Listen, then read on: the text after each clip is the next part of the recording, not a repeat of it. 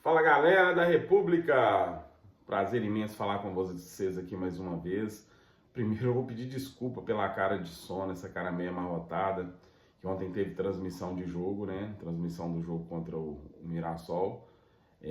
Transmissão acaba tarde, a gente acaba deitando tarde, aí você tem que assimilar tudo aquilo que aconteceu, até pra gente dar opinião para vocês aqui, né? Aproveitar também para agradecer o Arthur Moraes e o Helder, o Daniel, o Diogo, toda a equipe lá do canal Voz Celeste pela oportunidade de fazer o jogo com eles. Sempre é um prazer estar com eles, né?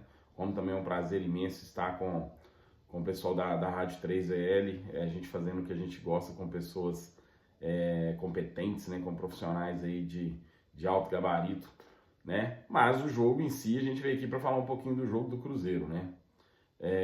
Eu queria dividir esse comentário em três partes. Primeira parte, o jogo.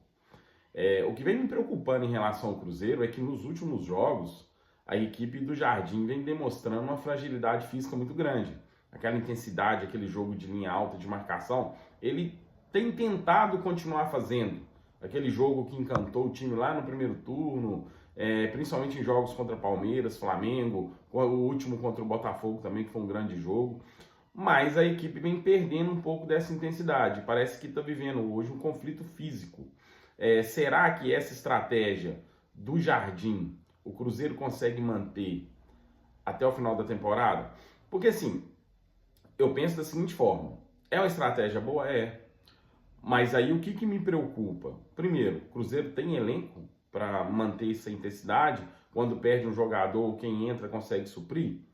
Aparentemente, o que está mostrando para a gente é que não. Segundo, será que o Léo Jardim entendeu como funciona o futebol brasileiro? É totalmente diferente da Europa. Aqui a gente tem um calendário mais ajustado devido às datas sul-americana e da própria CBF. E outra coisa, o desgaste que tem com viagens. O jogador hoje ele perde muito tempo viajando, ele perde muito tempo com o aeroporto, hotel, viagem. Então sobra menos tempo para recuperar e para treinar, né? Aqui você consegue, às vezes, em determinada situação da tabela, de jogar no domingo lá em Salvador ou lá em Recife, para jogar na quarta em Belo Horizonte e no domingo em Porto Alegre.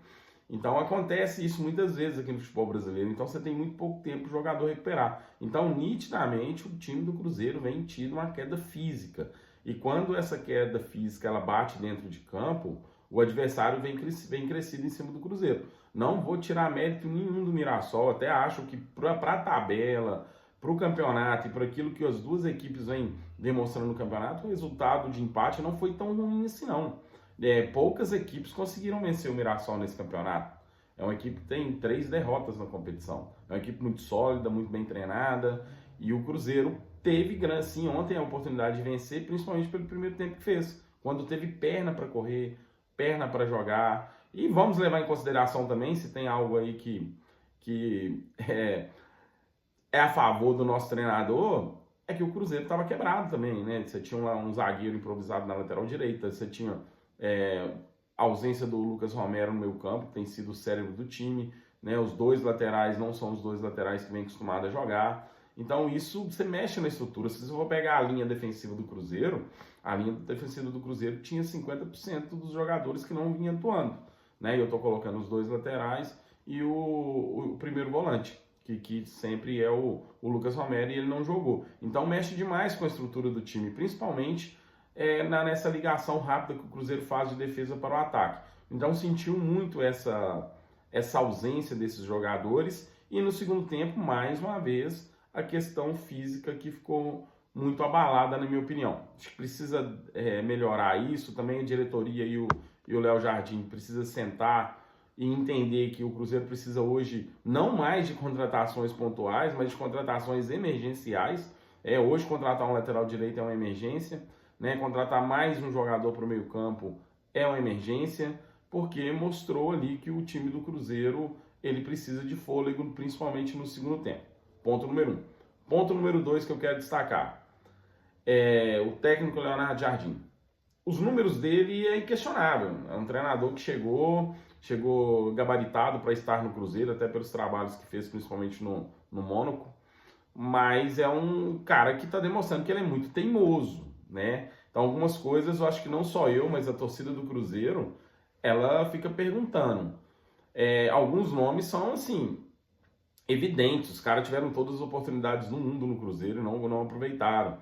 Primeiro deles, o Wallace. Por que escalar o Wallace de titular? O Wallace não consegue jogar. Ele não consegue jogar desde o dia que ele chegou.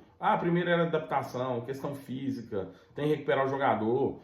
Tudo que os outros jogadores passaram, todo o processo de tentativa de recuperação, de treinamento, de pré-temporada, ele teve tudo igual a todo mundo. Ele não consegue jogar. É um jogador lento. Dentro daquilo que o Cruzeiro apresenta de intensidade, ele não consegue acompanhar o ritmo.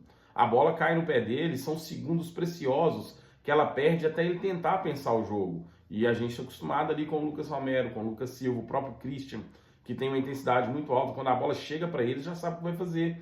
Então eu questiono a escalação do Wallace. Por que não? Mas o Mateuzinho... Mateuzinho tá ali no banco, voltando de contusão, ainda não voltou bem, né? Mas quem sabe ali o Japa, né? O Japa que consegue dessa intensidade maior. Então a gente tem que começar a entender por que insistir tanto com o Wallace. Um outro jogador, Lautaro Dias, gente. O Lautaro Dias, ele tá no Cruzeiro há 2 anos. Ele tem com a camisa do Cruzeiro, ontem o Arthur Moraes na transmissão até deu informação, parece que 49 jogos. Ele tem 4 gols. Ele é um atacante. Ele tem 4 gols. Desses 4 gols aí, né, venhamos e convenhamos, nenhum foi um jogo tão decisivo. Foi em fase de Mineiro e por aí vai. Então, assim, aí você tem o Gabigol no banco. O Gabigol no banco. Primeiro que o Gabigol, na minha opinião, já passou da hora de ser titular. Eu não sei o que o Jardim vê no Wanderson, com toda sinceridade. Respeito a opinião aí dos meus amigos aqui, que comentam que o Wanderson, né? Wanderson, que ele, taticamente, ele é um bom jogador, que ele recompõe, que ele joga pro time, tá. Mas eu sou muito apegado em números também, né? Ele não faz gol, ele não dá assistência, ele corre o tempo todo, mas ele não faz gol, ele não dá assistência. Mas ele dá o sangue. Pô, então vai pro Hemominas, né? Aí você manter no banco de reservas um jogador com a entrega técnica, talvez nem aquela entrega que o torcedor gosta de ver, de dar carrinho, de recompor, mas a entrega técnica que tem o Gabigol. Um cara que mesmo reserva, ele tem 12 gols na temporada, eu acho que não dá para desprestigiar um jogador desse porte, não dá. E é muito difícil de entender que você tem um Gabigol no banco, seu time precisa de fazer gols e o cara não joga. Então eu acho que... Será que tem algum problema entre o Gabigol e a comissão técnica? Será o que acontece? Eu acho que o Jardim poderia vir na imprensa e esclarecer isso para o torcedor, porque o torcedor gosta do Gabigol. O Gabigol foi a maior contratação do Cruzeiro na era Pedrinho. É um cara que ganha aí mais de 2 milhões de reais por mês. Não justifica um cara desse não jogar. Ou quando entrar faltando 5 minutos. Até porque o cara tem currículo.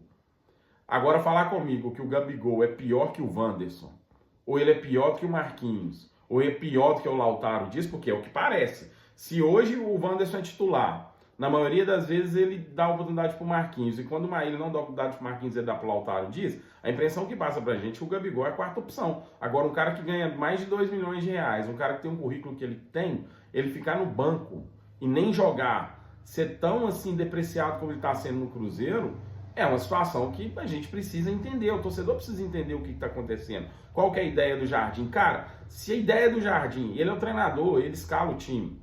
Ninguém aqui está querendo dar pitaco na escalação dele.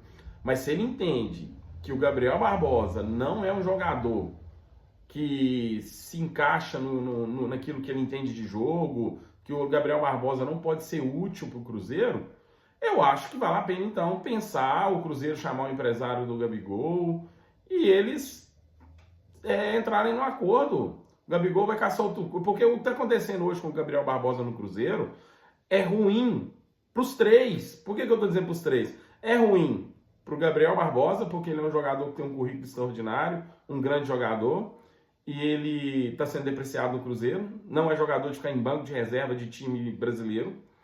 Segundo, é ruim para o treinador, porque tem uma pressão da torcida em cima dele, em colocar o Gabriel Barbosa, e ele ali sustentando a ideia dele. E terceiro, é ruim para o clube, porque você tem no banco de reserva um jogador caro, um jogador midiático caro, que não está rendendo dentro de campo porque não tem oportunidade. Então, talvez, se o Leonardo Jardim entender que o Gabriel Barbosa não se encaixa naquilo que ele quer de jogo, é melhor sentar Gabriel Barbosa, treinador, diretoria, e dispensar o Gabriel, ou não dispensar no termo de mandar embora, de dar a ele a liberdade de procurar outro clube, facilitar a saída dele. Se abrir agora, nós estamos em janela de transferência, se abrir a boca aí, todo o mundo inteiro que é o Gabriel Barbosa, ele joga na China, ele joga na Arábia, ele joga pelo menos em 18 times do Brasil, porque é só no Cruzeiro e no Flamengo que não quiseram ele, né?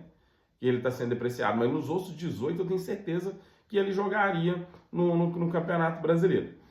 Parte número 3, arbitragem. Quem me conhece sabe, eu não sou muito de falar de arbitragem, nem gosto muito de falar de arbitragem, mas eu estou com medo, preocupado em ver o Palmeiras em 2 jogos consecutivos sendo beneficiado pela arbitragem e o Cruzeiro sendo em jogos consecutivos também prejudicado pela arbitragem. O pênalti não marcado ontem a favor do Cruzeiro, para mim foi um absurdo, principalmente porque tem o VAR.